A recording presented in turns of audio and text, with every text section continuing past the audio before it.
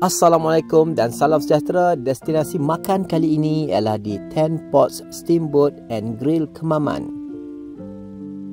Lokasi adalah di sebelah kedai FOS Kemaman.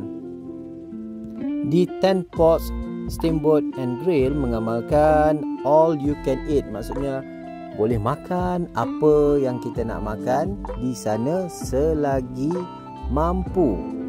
Okey, masa yang ditetapkan ialah selama 2 jam.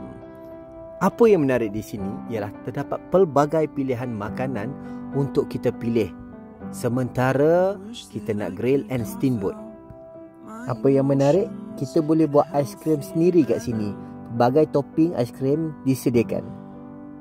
Untuk peminat sos viral, di sini juga disediakan sos viral yang kita boleh mix and match.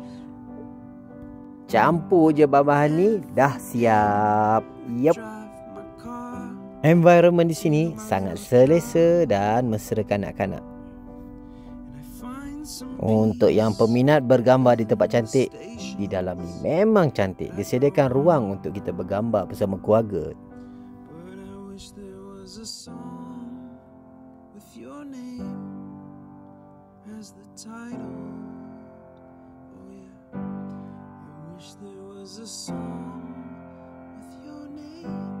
Berikut merupakan harga untuk orang dewasa dan kanak-kanak.